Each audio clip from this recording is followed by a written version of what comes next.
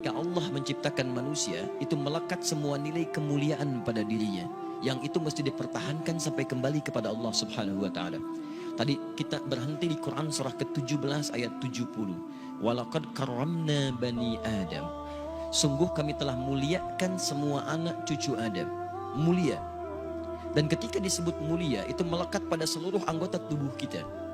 Makanya saking mulianya jasad ini, tidak boleh anggota tubuh kita digunakan untuk hal-hal yang tidak mulia. Misal, saya sering tanyakan pada teman-teman, apa fungsi mata? Kebanyakan orang mengatakan untuk melihat. Beda. Mata kita ini mata mulia. Karena itu ketika keluar tuntunan tentang melihat, itu penglihatan dilekatkan dengan kemuliaan. Kalau cuma melihat, hewan pun melihat. Dan tidak layak membandingkan mata hewan dengan mata kita.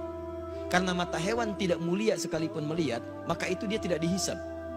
Tidak dihisab, tapi mata kita dihisab. Saking mulianya. Quran surah 17 ayat 36. Inna sam'a wal basara wal fu'ada kullu ulaika kana anhu mas'ula. Sungguh pendengaran manusia, penglihatannya, bahkan apa yang ia fikirkan, itu akan dihisab dan ditanya oleh Allah Subhanahu wa ta'ala. Makanya ketika mata Anda akan digunakan untuk melihat, kata Allah, saya tidak ridha kalau digunakan pada yang tidak baik. Turun Quran surah ke-24, surah cahaya. Mata orang-orang yang bercahaya akan berbeda dengan mata biasa. Ayat 30 untuk laki-laki, wa kullil mu'minina yaghuddu min absarihim. Katakan pada pria-pria beriman, kalau matanya ingin dipakai melihat, lihat yang baik-baik, yang mulia-mulia. Yang tidak mulia, palingkan. Yang tidak layak untuk dilihat, palingkan. Maaf, gambar-gambar kotor, pornografi, porno aksi, itu tidak mulia. Makanya ketika dilihat tidak ridha. Allah tidak ridha, tanda Allah tidak ridha, hati kita pun merasa gelisah dan bersalah di dalamnya. Kalau tidak percaya silahkan Anda mencoba melihat gambar-gambar yang tidak seronok, hati Anda akan menolak. Karena jiwa Anda mulia. Maka hati Anda mengatakan palingkan, itu tidak layak. Palingkan. Bahkan lisan Anda pun dibimbing untuk beristighfar. Astagfirullah. Palingkan. Itu nggak bagus. Lisan. Karena lisan ini mulia, maka Allah turunkan ayat-ayat kemuliaan menjaga lisan kita supaya tidak keluar dari kemuliaannya. Lisan orang mulia kata-katanya mulia, maka tidak layak keluar celaan dari lisannya. Turun Quran surah 49 ayat 11 sampai dengan 12-nya. Ya ayyuhalladzina amanu, dibuka dengan iman. Kalau ada ayat dibuka dengan iman, kalau isinya perintah, maka perintah itu jadi indikator tingkat keimanan kita. Kalau isinya larangan, maka larangan itu pun menjadi indikator tingkat keimanan kita. Kalau ada orang cepat menunaikan perintahnya, maka itu pertanda imannya kuat. Misal, ayat iman pertama di Al-Baqarah ayat ketiga. Alladzina yu'minuna bil ghaib wa yuqimunas shalah. Iman disandingkan dengan sholat. Ketika iman disandingkan dengan sholat, maka sholat menjadi indikator tingkat keimanan seorang hamba. Allahu Akbar, Allahu Akbar. Anda teringat langsung ke masjid. Iman Anda standar. Standar. Orang yang baru ingat Allah ketika dipanggil, itu standar. Bukankah Anda masuk kampus jam 7, datang jam 7, standar kan? Pas. Kalau Anda datang jam 6, waktu jam 7, Anda hebat namanya, lebih awal. Ada orang bahkan sebelum adzan sudah ingat sholat, itu imannya sedang tinggi. Tapi ketika dipanggil sampai adzan tuntas belum datang. Sampai qomat berlalu belum terpanggil. Sampai dekat waktu sholat yang lainnya belum ada getaran. Ini menunjukkan iman Anda lemah di situ. Lawannya, ketika ada larangan dibuka dengan kalimat iman, maka kemampuan Anda meninggalkan larangan itu pun menunjukkan tingkat kekuatan iman Anda. Ya ayyuhalladzina amanu la yaskhar qaumin qaum. Hei orang-orang beriman, jangan saling mencela. Ketika Anda mengaku beriman dan lisan Anda digunakan untuk mencela orang lain, maka ini menunjukkan ada yang kurang dalam iman Anda, lemah iman Anda. Anda terlihat rajin sholat, di situ menunjukkan iman Anda bagus. Tapi saat bersamaan Anda mencela orang lain, ini menunjukkan ada penurunan dalam iman Anda. Karena ibadah ritual akan nampak dalam nilai-nilai sosial dalam bentuk akhlak.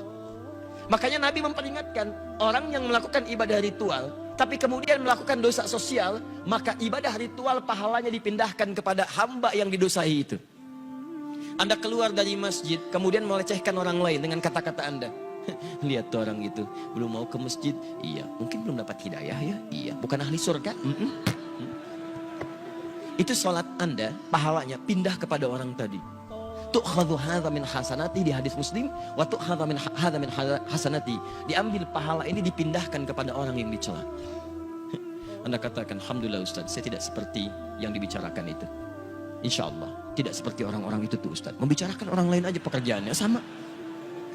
Sama. Makanya ketika Allah turunkan larangan mencela, itu untuk menjaga kemuliaan kita. Supaya kita tidak dihinakan oleh orang lain. Karena orang-orang yang hatinya hina yang akan mengeluarkan kata-kata terhina. Nah, kita itu diciptakan mulia. Jadi ketika lisan Anda mencela, Anda sedang menurunkan kemuliaan Anda di mata Allah Subhanahu wa taala. Catat itu baik-baik. Nah, sekarang persoalannya, ketika Allah muliakan Anda, justru Anda menyandingkan kemuliaan itu dengan hewan yang jauh statusnya. Maka ini merendahkan kemudian ketetapan Allah Subhanahu wa taala, itu yang sangat berbahaya. Itu yang paling bahaya. Yang layak kemudian diturunkan statusnya bahkan lebih daripada hewan, itu hanya orang-orang yang tidak mau mendekat kepada Allah Subhanahu wa taala. Sampai turun Quran surah ke-7 Al-A'raf ayat 179. Walaqad dhara'na li jahannama katsiran minal jinni wal ins lahum qulubun la yafqahuna biha wa lahum a'yunun la yubsiruna biha wa lahum adhanun la yasma'una biha ulaika kal an'am bal hum adall. Allah hanya membuat perumpamaan menyandingkan manusia sama dengan hewan, bahkan di bawah hewan ketika semua fungsi tubuhnya tidak mau menerima hidayah Allah Subhanahu wa taala. Diajak untuk mendapatkan kebaikan, akalnya sulit menerima. Dengar azan, tutup kuping. Melihat orang sholat, alergi. Kalau semua itu dibawa sampai menghadap Allah, maka kata Allah status orang itu kalau tidak mau berubah lebih rendah dibandingkan dengan hewan. Lebih rendah. Lebih rendah. Maaf, sekarang ada orang-orang yang mengajak pada kebaikan, ngajak Anda sholat, ngajak Anda mendekat pada Allah, ngajarkan isi Quran, lalu Anda turunkan status yang menjadi sama dengan hewan. Ada yang salah dengan cara berfikirnya. Saya ingin sampaikan, kita mulai dari yang kecil-kecil dulu. Kadang-kadang kita membuat sesuatu yang tidak tepat dalam pandangan Al-Quran dan Sunnah Rasulullah SAW. Dan saat yang bersamaan uniknya Anda mengatakan kami ahli Quran dan Sunnah. Di mana Qurannya, mana Sunnahnya? Awas, hati-hati. Ketika Anda pintar dalam urusan dunia, tapi awam dalam urusan agama, kadang-kadang keawaman itu bisa menurunkan status kepintaran Anda sampai tidak bisa mencerna logika yang sangat sederhana. Ingat, pintar itu anugerah, tapi bodoh itu pilihan. Paham sampai sini? Baik, alhamdulillah.